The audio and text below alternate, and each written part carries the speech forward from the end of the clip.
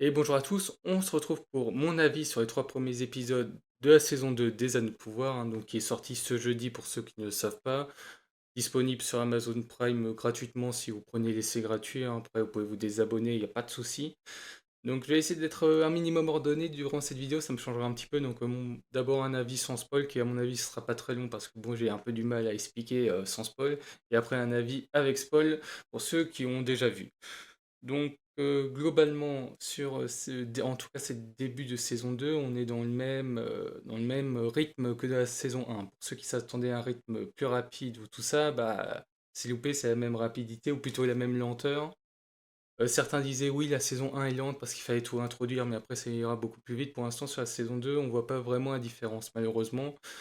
Donc, ça reste assez lent, ce qui est assez dommage. Voilà.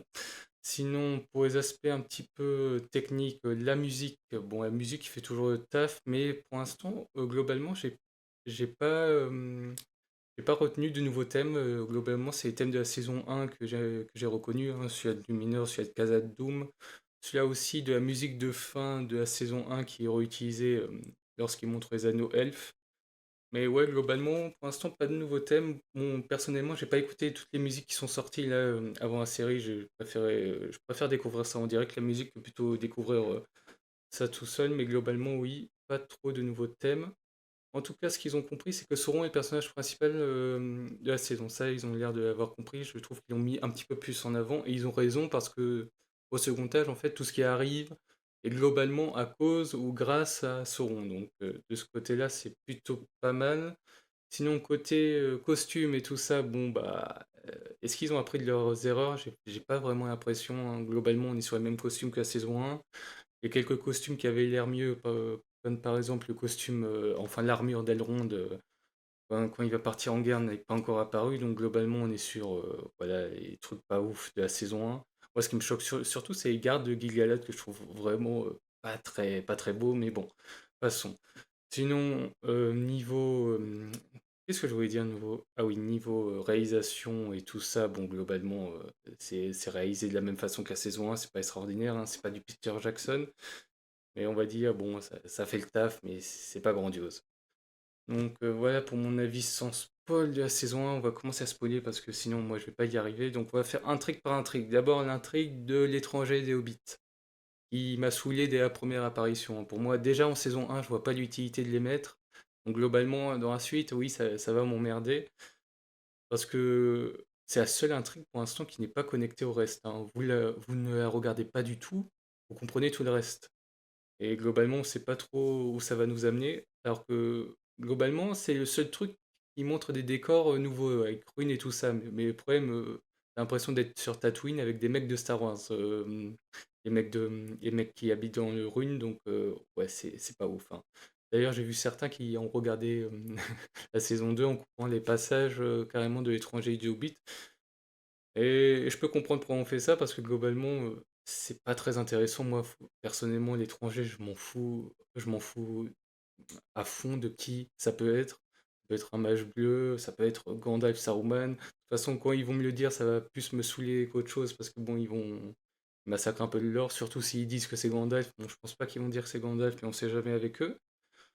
Donc voilà, donc si ça vous a saoulé cette intrigue durant la saison 1, ça va continuer durant la saison 2. En tout cas, l'épisode 3, il n'y a pas eu, y a pas eu cette intrigue, hein, vu qu'ils ont un peu trop d'intrigue et qu'ils ont, à mon avis, un petit peu du mal à tout gérer. Durant certains épisodes, il y a carrément des intrigues qui ne sont pas présentes. Au début, il n'y a pas Numénor, à la fin, il n'y a pas les Hobbits, donc ouais, tu vois qu'ils sont allés un petit peu trop loin, enfin, qui sont allés trop loin dans le nombre d'intrigues et qu'ils ont un petit peu du mal à gérer.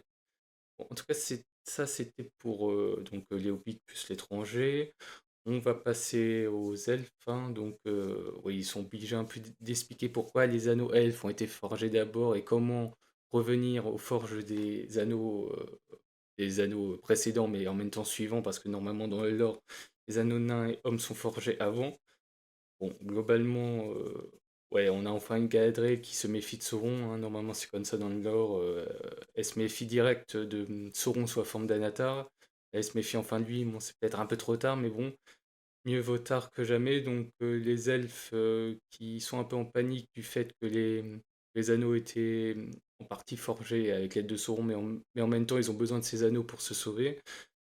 Donc voilà, donc ils envoient des messagers en, en Eregion pour prévenir, ouais, Halbrand, c'est Sauron, faut que tu fasses gaffe, hein. Ils auraient pas pu lui dire ça avant de partir, non, non, ils sont obligés d'envoyer des messagers qui vont être attrapés par Sauron, donc du coup, Celebrimbor ne va pas être au courant que c'est Sauron.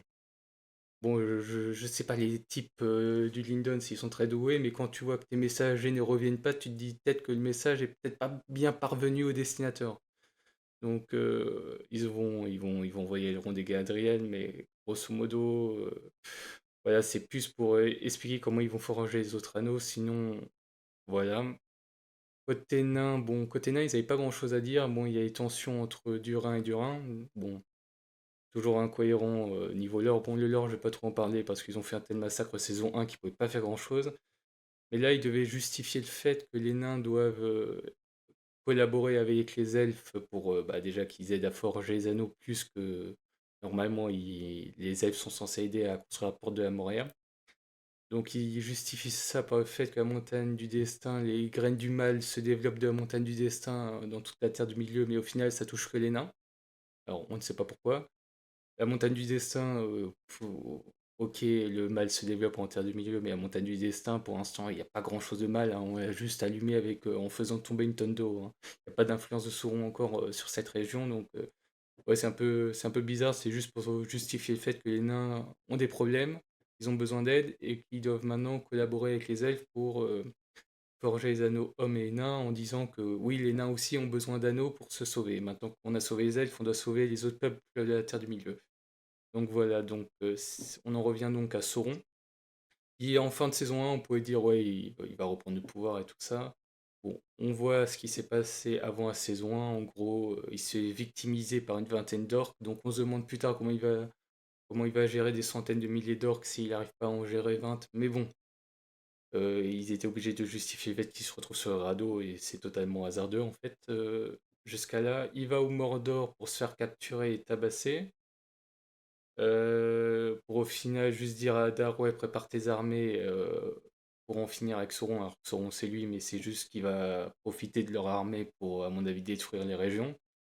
Bon, normalement dans le lore, il prépare lui-même ses armées pendant une centaine d'années pour attaquer les régions. Bon, on peut dire que c'était peut-être pour mettre en avant que Sauron est un vicieux et un stratège qui influence tout le monde d'une certaine manière. Par contre, ce que j'ai bien aimé, c'est qu'à un moment, il est emprisonné avec un warg. Le warg, il lui parle. Euh, je pense qu'ils ont. euh, pour l'instant, pour une fois, ils se sont inspirés du lore, hein. Autrefois, Sauron était le seigneur des loups-garous, donc sa petite référence à ça. Il va bouffer le vieux je sais plus comment il s'appelle, le vieux qui pue, là. Il va mourir du warg. Bon, globalement, il n'aura pas servi à grand-chose, ce mec. Donc, Sauron qui retourne en Eregion sous sa forme d'Albrand et qui va influencer Celebrimbor peu à peu. Il va changer de forme en disant que, en fait, je ne suis pas un humain, je suis un envoyé des Valar, pourvoyeur de dons. Donc, d'où le fait qu'en fait, il garde la même tête et qui se fait juste pousser des cheveux et se fait pousser des cheveux et des oreilles, quoi. Donc, globalement, sur sa nouvelle forme, il va avoir personne, hein. Ça permet juste, bon, de, enfin d'avoir Celebrimbor, mais globalement, si Gadrel Elrond le voit, il voit bien qu'il a le même visage que sous la forme d'Albrand, donc ça n'a pas servi à grand chose cette nouvelle forme. Mais c'était juste pour dire que voilà, ils ont fait soit à forme elfe, soit à forme Anatar, donc c'est bon. Par contre, la relation Celebrimbor-Sauron, on va dire, c'est peut-être le truc pour l'instant qui est mieux traité. On voit bien que Celebrimbor, il se fait totalement influencer par Sauron. Là, il envoie des messages, il envoie un message à Gil-galad pour dire ouais, je suis très content que vos anneaux aient marché, et fermer la forge pour faire croire que c'est que les anneaux hommes et nains qui sont en train de forger, ils les forgent pas parce que Sauron a fait croire que ouais, les elfes sont un peu racistes, hein, on va pas quand même donner des anneaux à des êtres inférieurs que sont les nains et les hommes. Franchement, c'est plutôt bien amené ça pour l'instant. C'est ouais, c'est peut-être le truc qui est le mieux traité. Donc voilà, Sauron qui influence tout un petit peu dans l'ombre, hein. Il a influencé indirectement, enfin il a influencé Galadriel dans la saison 1. Là, il influence Hadar. Bon, globalement, il aurait pu faire le boulot à sa place de mener, enfin, de préparer ses armées. Bon, là, il préfère que Hadar le fasse pour lui. Il influence Celebrimbor, il influence les elfes des régions. Donc, de ce côté-là, c'est plutôt pas mal. Sinon, en termes de nouveaux personnages, bon, ils ont enfin introduit deux personnages qui existent vraiment. Donc, on a Narvi qui est conseiller du roi Durin III et qui normalement va se lier d'amitié avec Celebrimbor. Normalement, c'est comme ça dans le lore. C'est grâce à leur collaboration que normalement ils font la porte de la Moria. Et pour l'instant, ouais, il sert juste de conseiller. Il n'a pas encore beaucoup de dialogue avec Celebrimbor. Peut-être que ça viendra plus tard. On a Círdan qui est enfin là. Alors, le charpentier, hein, celui qui construit les navires au Havre Gris. Alors, je sais pas trop ce qu'ils ont fait avec ce personnage, parce que, à mon avis, ils ont voulu faire plaisir aux fans, hein. Normalement, Círdan, il a une barbe, donc ils lui ont mis une barbe. Au bout d'un épisode, on sait pas pourquoi ils le rasent. Pourquoi ils le rasent? Pourquoi chier sur les fans tout le temps? T'as envie de dire pourquoi ils ont fait ça? Pourquoi? Il était très bien barbu, il est comme ça dans le lore, pourquoi t'es obligé de le raser? Enfin, l'acteur, il supporte pas les poils, ou ça se passe comment? Ouais, j'ai eu un peu du mal à comprendre cet élément, mais bon. En tout cas, bon, j'ai parlé de ça, de ça, de ça. On va passer au Mordor. Donc, Hadar qui est qui a pris possession du Mordor. Bon, globalement, t'as quand même envie de dire comment ça peut représenter une grande menace, parce que bon, il s'est quand même un petit peu fait dérouiller par 500 mecs de Numénor dans la saison 1. Globalement, lui, il est pas très puissant, hein. C'est juste que bon, il a gagné l'autorité sur les orques, mais sinon, voilà, il a aucun pouvoir ni quoi que ce soit. Bon, ce qui est intéressant, c'est qu'il est en train de mettre tous les hommes sous son contrôle, et tous ceux qui sont pas d'accord, il les zigouille, donc ça, c'est plutôt pas mal. Sinon, le visuel des orques est toujours aussi correct, hein, toujours maquillage et pas d'effets spéciaux, et sur ça, c'est plutôt bien. Voilà pour Hadar et le Mordor. Bon, globalement, pas grand chose à dire, à part qu'on a vu un premier troll, donc j'espère qu'il sera pas tout seul, parce que bon, un seul troll pour attaquer les régions, je trouve que c'est quand même un peu léger. Autant que s'ils mettent des trolls, qu'ils en mettent quand même une bonne dizaine au moins, ça serait pas mal. On va passer à Isildur qui s'était perdu en Mordor. Donc, il y a son cheval en fait qui veut pas retourner à Numénor, qui veut retrouver son propriétaire. Donc, petite référence à mon avis au fait que le cheval d'Aragorn le cherche dans les deux tours et il le retrouve. Donc là, c'est un petit peu pareil, petite aventure de cheval. Il zigouille deux orques en chemin. Donc, tu es en train quand même de te dire, putain, c'est les orques qui perdent à chaque fois deux orques pour essayer d'attraper un cheval et qu'ils y arrivent pas. Ils sont au bord de l'extinction, quoi. Bon, sinon, ils se dirigent vers la forêt noire. Alors, je sais pas pourquoi ils ont choisi le mot forêt noire pour ce qui se situe à peu près, à mon avis, dans les alentours de l'antre d'Arachné. En tout cas, ils se retrouvent un peu dans une antre où Isildur a été capturé par les araignées. Par une araignée d'ailleurs, parce qu'on n'en voit qu'une. Et par rapport à ceux du Hobbit, où Arachné est vraiment pas très grande, donc bon, Isildur il galère un petit peu, mais il s'enfuit. Alors, ils en ont pas profité pour faire passer Isildur à côté de l'emplacement futur de Minas City. Je trouve ça un peu dommage parce que, bon, globalement, on s'attendait peut-être à voir cet emplacement, peut-être à voir Arachné. Bon, au final, on voit juste une petite araignée et après il s'en va. Il croise une meuf sur le chemin qui a en fait l'emblème d'Adar sur le coup. Alors, est-ce que c'est une traîtresse ou est-ce que elle essaye de se sauver plutôt? Parce qu'après, avec un fer rouge, elle essaye de faire, je crois, disparaître la trace. Alors, je sais pas s'ils vont faire une histoire d'amour avec elle. En tout cas, si ça devient future femme d'Isildur, j'espère qu'au moins elles viennent des soi-disant anciennes colonies numénoriennes pour pas que le sang de Numénor se dilue trop, hein. Parce que normalement, on est censé arriver à Aragorn qui vit 210 ans. Donc, s'il dilue trop avec du sang normal dès le début, on va pas aller très loin niveau espérance de vie, hein, dans les descendants d'Isildur, hein.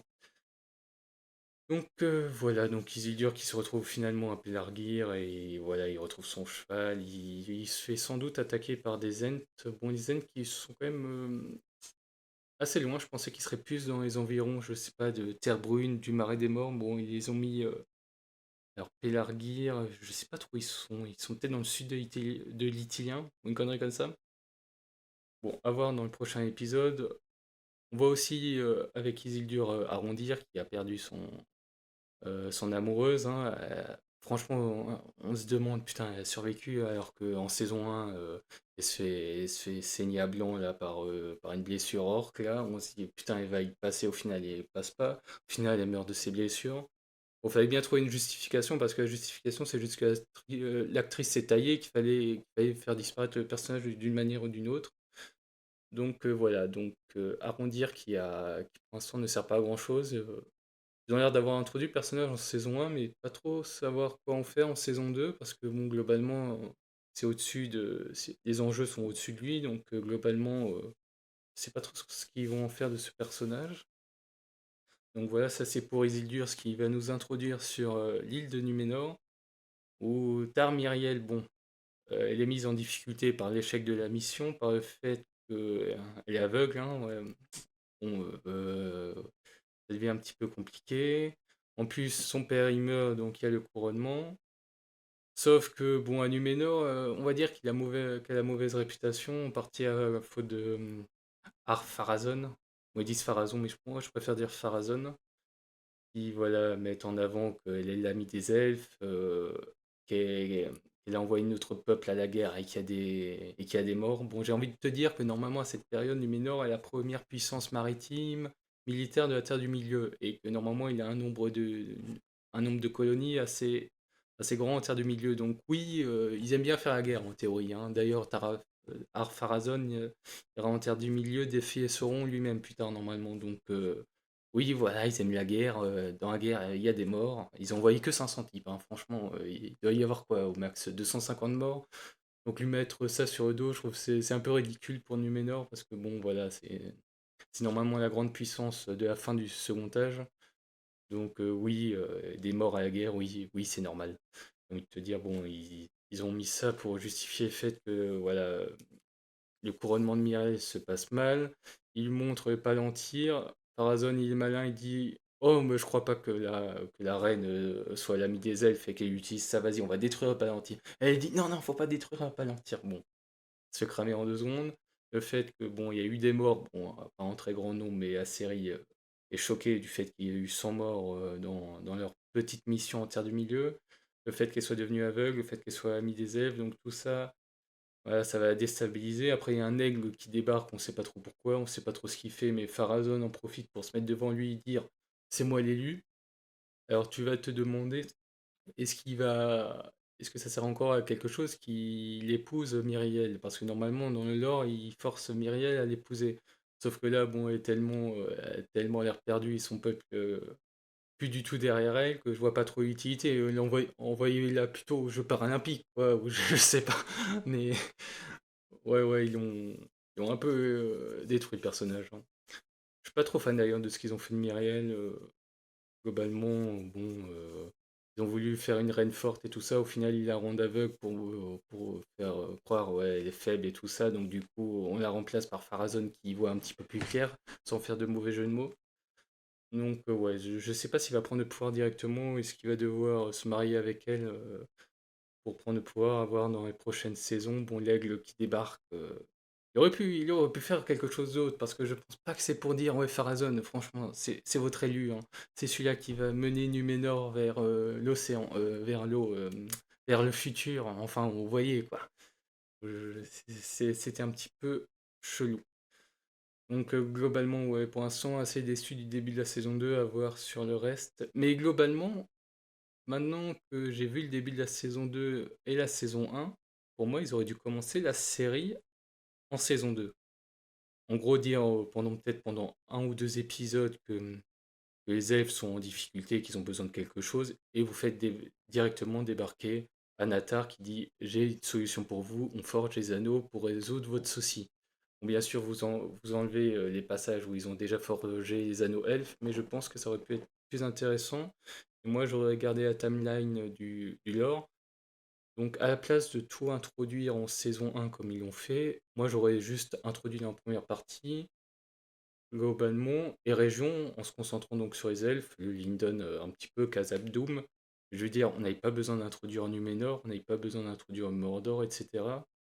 Je veux dire, dans la communauté de l'anneau, c'est dans les anneaux, tu t'amuses pas à introduire Rohan, tu l'as introduit dans le 2 quand c'est utile. Là, je trouve qu'ils ont introduit tout et qu'ils n'ont pas forcément tous leur utilité enfin, dès à présent. Donc, ouais, je sais pas trop ce qu'ils ont tenté de faire. Pour moi, la meilleure solution, c'est il fallait d'abord se concentrer sur les régions et les elfes. Comme ça, on garde quand même un petit peu de la nouveauté pour le reste, parce que globalement, je trouve que ça manque un petit peu de nouveauté niveau paysage, niveau décor. Globalement, on voit tout le temps la même chose, et c'est parce que globalement, ils ont tout introduit en saison 1, donc c'est le défaut, mais ce qu'ils auraient dû faire, c'est forger les anneaux, Anatar arrive, et il sauve les elfes, etc. Vous introduisez pas Elendil, Isildur et tout ça, hein, ils sont pas encore nés. Numénor, vous faites le strict minimum. Vous introduisez juste Syriatour qui est censé sauver les elfes quand Sauron va rentrer en guerre contre eux, donc il arrive avec l'armée de Numénor. Donc à la fin de cette période, globalement, vous gardez quand même pas mal de personnages, hein. Les elfes, ils meurent pas à part Celebrimbor, Sauron est encore là. Vous perdez juste Syriatour. Vous pouvez peut-être introduire comme l'ancêtre d'Elendil, par exemple, comme ça fait un petit lien. Bon, vous perdez bien sûr Narvi du Rhin 3, mais globalement, vous gardez quand même Círdan, Elrond, Galadriel, Sauron en personnage principal, donc je pense pas que les spectateurs se seraient trop perdus parce qu'il y en a qui ont dit ouais, il fallait absolument compresser le second âge parce que bon, il y a des personnages qui apparaissent, qui meurent. Je sais pas, je trouve quand même que dans d'autres séries, il y a beaucoup de personnages qui meurent et pourtant ça choque pas, hein. Dans Game of Thrones, j'ai pas regardé, mais il y a quand même beaucoup de personnages qui meurent.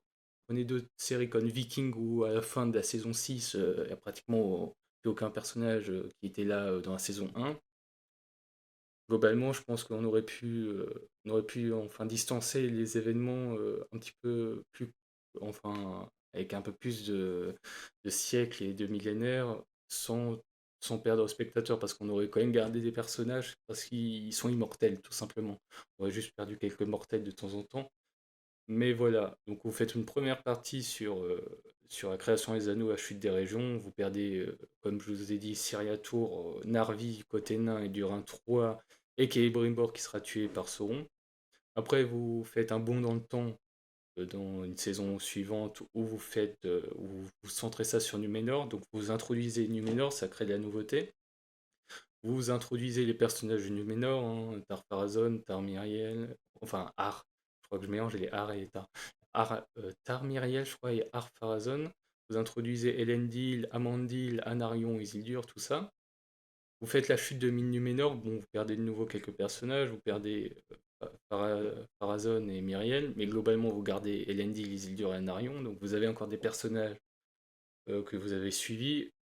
Vous faites une dernière partie, création de l'Arnor du Gondor, dernière alliance. Vous retrouvez les anciens personnages elfes que vous avez suivis en saison 1, donc avec Galadriel, Elrond, Gil-galad, toujours Sauron. Et voilà, vous finalisez la saison sur ça. Donc ça fait trois périodes un petit peu séparées, surtout la première qui est espacée de 1000 ans. Et je pense qu'on aurait pu garder une certaine cohérence de l'univers de Tolkien comme ça et pas obligatoirement mettre tous les événements du second âge en 10 ans, quoi. Je trouve que c'est quand même un peu limitant. C'est comme dire, ouais, le troisième âge, c'est trop long, il faut que le Hobbit et Seigneur des Anneaux se passent au même moment, hein. Il y a 70 ans d'écart, 60 ans avec le film de Jackson, mais il y a quand même un écart, quoi. Et vous regardez le Hobbit et la plupart des personnages après dans Seigneur des Anneaux qui soit ne sont pas présents, soit qui sont morts, et globalement, ça choque pas les spectateurs, hein. On retrouve quand même quelques personnages comme Gandalf dans le bouquin, encore Bilbon. Dans les livres, on retrouve Galadriel. Enfin, dans les films, on retrouve Galadriel, on retrouve Saruman. Je veux dire, on garde quand même certains personnages. Donc voilà, c'était ma petite théorie sur ce qu'ils auraient dû faire. Dites-moi en commentaire ce que vous en pensez de ce que je viens de dire là, de comment aurait dû être montée la série. Pour moi, ce que je viens de dire, ça aurait été un petit peu plus intéressant. En tout cas, on se retrouvera. Bon, je suis pas sûr que je vais faire épisode par épisode, hein. Globalement, je pense qu'il n'y aura pas grand-chose à dire sur les prochains, ça va être en continuité avec ça. Il y aura, je pense, pas mal à dire sur les derniers épisodes avec la chute des régions, je pense. Je sais pas jusqu'à où ils vont aller, je sais pas si l'anneau unique va être forgé, etc. Mais à voir, donc n'hésitez pas à donner votre avis sur ce que je viens de dire, n'hésitez pas à donner votre avis sur le début de la saison 2 et vos attentes sur la suite. En tout cas, j'espère que cette vidéo vous aura plu. Je vais essayer de la sortir le plus vite possible parce que bon, globalement, là, j'ai juste enregistré la voix. D'habitude, voilà, j'ai toujours des images. Là, va falloir que je fasse du montage. Il va falloir que je trouve des images de la saison 2. Et je pense que le meilleur moyen, c'est le vol de contenu. Non, je rigole. Bon, après, voler à des voleurs, est-ce que c'est vraiment voler? Donc voilà. Donc j'espère que cette vidéo vous aura plu sur mon avis sur le début de la saison 2. Et on se retrouve pour une nouvelle vidéo. Allez, à plus.